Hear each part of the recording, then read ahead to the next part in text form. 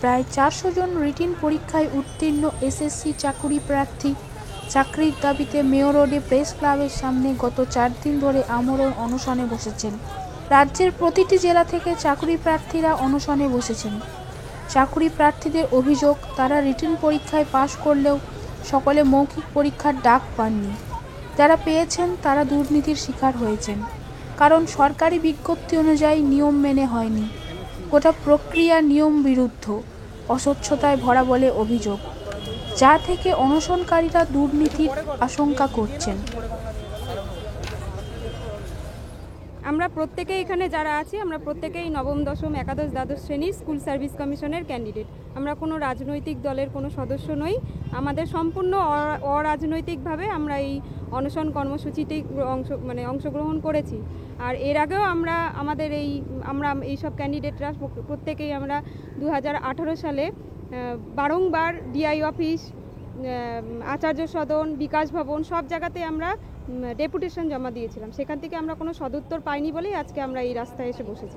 আমরা এসএসসির লিখিত পরীক্ষায় পাশ করেছিলাম, আমাদের ইন্টারভিউতে ডাকা হয়েছিল।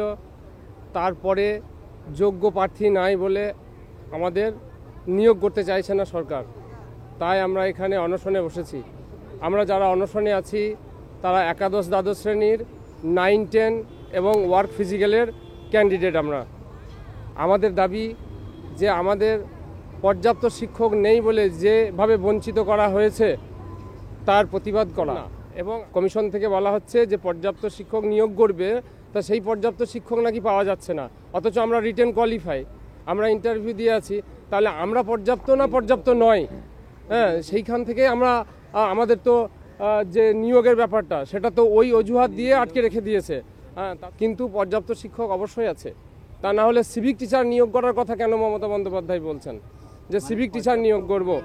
সিট সংখ্যা দেখাচ্ছে 11-12 দেখাচ্ছে 822টা সিট সংখ্যা রয়েছে, সেটা দেখানোর পর বলছে যোগ্য প্রার্থী পাওয়া যাচ্ছে না। অলরেডি আমরা কিন্তু প্যানেলভুক্ত, আমরা কিন্তু প্যানেলের বহির্ভূত নয়। রিক্রুটমেন্টটা কেমন হয়েছে, দুটো প্যানেল প্রকাশিত হয়েছে, একটা এম প্যানেল এবং একটা ওয়েটিং। একটা এম প্যানেলের কাউন্সিলিং হয়ে গেছে, আবার ওয়েটিং থেকেও একটা কাউন্সিলিং হয়ে গেছে। তাহলে এরপরে যারা ওয়েটিং রয়েছে, তাহলে প্রথম ওয়েটিং থেকে যদি কাউন্সিলিং হয়, তাহলে সেকেন্ডে যারা ওয়েটিং রয়েছে তারাও নিশ্চয়ই যোগ্য, কারণ একই প্যানেল থেকেই তো প্রথমের ধরনের কাউন্সিলিং হয়েছে। তা সত্ত্বেও বলা হচ্ছে যে ওনারা নাকি যোগ্য প্রার্থী পাননি। তাহলে যোগ্য প্রার্থী যদি না পাওয়া হয়, তাহলে আমরা আজ যারা প্যানেলভুক্ত এখানে অনশনে বসতে চলেছি বা অনশন আমরা করছি, এবং মৃত্যু পথযাত্রী অলরেডি এখনও অবধি 18 জন অসুস্থ হয়ে গেছি, তাহলে আমরা এরা কারা? ইতিমধ্যেই দিনে গরম, রাতে ঠান্ডায় প্রায় 20 জন প্রার্থী অসুস্থ হয়েছেন।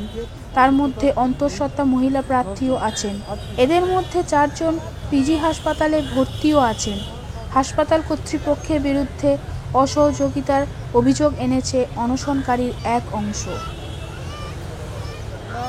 এখান থেকে যাদেরকে দিয়ে অ্যাম্বুলেন্সে পাঠাচ্ছি তাদের সাথে দুর্ব্যবহার করছে, আর ডিরেক্টলি বলে দিচ্ছে যে আপনাদের জন্য কি আমরা সারাদিন বসে থাকবো? অনশন করে কিচ্ছু হয় না।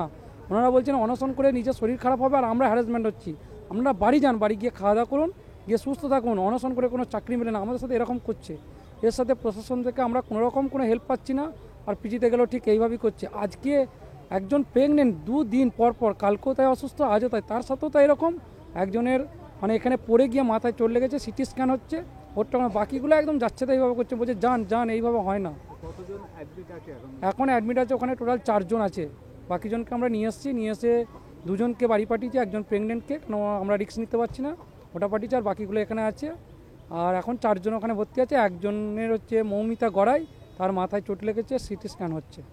আমরা যখন 28 তারিখে যখন বসেছি অনশনে, তখন থেকেই আমাদের যারা এসছে আমরা তাদেরকেই রেখেছি। পরবর্তীকালে আর নতুন করে আবার কাউকে নেওয়া হচ্ছে না, কারণ 28 তারিখ প্রথম দিন, সেদিনটা আমাদের খুব বাজেভাবে গেছে। কারণ প্রথম অবস্থায় আমরা গান্ধী মূর্তির পাদদেশে সেখানে আমরা বসার একটা চেষ্টা করেছিলাম, কিন্তু সেখানে পারমিশন নেই, 144 ধারা জারি রয়েছে, এই সমস্ত করে আমাদেরকে তুলে দেওয়া হয়। যার ফলে আমরা অনেক দূর দূরান্ত থেকে তো এসছি, রেস্ট নেওয়ার জন্য আমরা এই জায়গাটা পছন্দ করে নিয়েছিলাম। তো এই জায়গাটা বসতে আমরা এখানটাতেই প্রথম অবস্থায় অবস্থান বিক্ষোভ শুরু করে দিয়ে সেদিনই রাত্রিবেলা, 28 তারিখ রাত্রিবেলা থেকেই আমরা অনশনের পথে চলে যাই। এবং ওই দিন থেকে এখনও অবধি আমাদের খুব রিস্কে কাটছে, কারণ দিনের বেলা প্রচণ্ড রোদ আর রাতের বেলা খুব ঠান্ডা। আমাদের মাথার উপরে একটা ছাউনি নেই, আমরা যখন ছাউনি করতে গেছিলাম সেটা আমাদেরকে করতে দেওয়া হয়নি। আন্দোলনকারীরা দীর্ঘদিন ধরে চাকুরির দাবিতে আন্দোলন চালিয়ে আসছেন। প্রশাসনের বিভিন্ন দপ্তরে ডেপুটেশন ধর্নাও দিয়েছেন, এমনকি নবান্নে মুখ্যমন্ত্রীর দপ্তরে উপস্থিত হয়েছিলেন, কিন্তু কোনো সুরাহা হয়নি। সম্প্রতি মুখ্যমন্ত্রীর 2000 টাকার বেতনের প্যারাটিচার নিয়োগের পরিকল্পনা এসএসসি চাকুরি প্রার্থীদের আরও শঙ্কিত করে তোলে। মরিয়া চাকুরি প্রার্থীরা অনির্দিষ্টকালের জন্য অনশনের সিদ্ধান্ত নেন। লোকসভা ভোটের মুখে প্রেস ক্লাবের সামনে এই অনশন প্রশাসনকে যথেষ্ট বিড়ম্বনায় ফেলেছে। যে প্যানেল প্রকাশিত হয়েছিল ওখানে কোনো মেরিট লিস্ট নেই, কারণ আগে হতো রিটিন নাম্বার, ভাইবার নম্বর, একাডেমিক স্কোর মিলিয়ে প্যানেল বেরোতো, কিন্তু এবারে ওরকম কোনো কিচ্ছু দেয় না, শুধু সিরিয়াল বাই সিরিয়াল নাম্বার করে দিচ্ছে। আমরা আগে বা পরে কার কত র্যাঙ্ক মানে মেরিট কত প্রাপ্ত স্কোর আমরা কিচ্ছু জানতে পারছি না। উপরন্তু যার নাম ছিল না প্যানেলে, হঠাৎ সেখান থেকে প্রভাবশালী নেতার একজন মেয়ে সে হঠাৎ আজ ফার্স্ট কাউন্সেলিংয়ে জয়েন করে আজকে স্কুলে চাকরি করছে, যেখানে প্যানেলে তার কোনো নামই ছিল না। অপরন্তু আমাদের প্যানেলে নাম থাকা সত্ত্বেও আমরা কোনো এখনও পর্যন্ত মানে সার্ভিস পাচ্ছি না। আচ্ছা, 20 সেপ্টেম্বর 2016-তে এসএসসি কমিশন থেকে কলকাতা গেজেট বলে একটি রুল রেগুলেশনের একটা গেজেট বার করেছেন। তারা নিজেদের রুলই নিজেরাই ব্রেক করছেন। এর মধ্যে সবথেকে ভাইটাল রুল হলো আমাদের রেজাল্ট বেরোনোর 15 দিন আগে অবধি আপ টু ডেট ভ্যাকেন্সিতে আমাদের নিয়োগ করার কথা ছিল, কিন্তু সেই ভ্যাকেন্সি আমাদের আপডেট করা হয়নি। সেকেন্ড, আমাদের বলা হয়েছিল 1:1.4 রেশিওতে ডাকা হবে, মানে 100 জনের চাকরির জন্য বা ভ্যাকেন্সির জন্য 140 জন ছেলেমেয়েকে ডাকা হবে, কিন্তু সেটাও ভায়োলেশন হয়েছে। তার থেকে অনেক বেশি ওয়েটিং ক্যান্ডিডেটকে রাখা হয়েছে। হয়তো দেখা যাচ্ছে, দেখুন আমাদের কাছেই আছে সংস্কৃততে 2টো সিট, ফিমেল 2টো সিট, কিন্তু রাখা হয়েছে 82 জনকে ওয়েটিংয়ে। এটার কথা তো ছিল না, 2টোর এগেনস্টে একটা রাখতে পারতো, কিন্তু রাখা হয়েছে 82টা। ফিলোসফিতে ফিমেল ক্যাটাগরিতে 20টা সিট ছিল, তার এগেনস্টে রাখা হয়েছে 89টা 11-12। তাই জন্য আমাদের যখন ইন্টারভিউতে বেশি সংখ্যক ডাকা হয়েছে, শুধু তাই নয়, মূল প্যানেলে বলা হয়েছিল বয়সের ভিত্তিতে যদি বেশি সংখ্যক একই নম্বর প্রাপ্ত হয় তখন বয়সের ভিত্তিতে আমাদের ডাকা হবে, সেটাও করা হয়নি। সেখানেও সবার নাম ওইভাবে প্যানেলে ওয়েটিং করা হয়েছে। এরপর দেখা যাচ্ছে কাউন্সিলিংয়ে অ্যাবসেন্ট রয়েছে প্রচুর, কিন্তু যথাযথভাবে স্কুলগুলো আমরা আর পাচ্ছি না। তাই জন্য এত পরিমাণে ওয়েটিং ক্যান্ডিডেট এখনও পর্যন্ত পড়ে রয়েছে। 9-10 বলুন, 11-12 বলুন, থার্ড ফেজে প্রচুর ক্যান্ডিডেট পড়ে রয়েছে, কিন্তু তাদের আপডেট সিট দেওয়া হচ্ছে না বলেই তারা আজকে অনশনের পথে নেমেছে। আপনারা কোনো আইনি পথে যাচ্ছেন এই জন্য?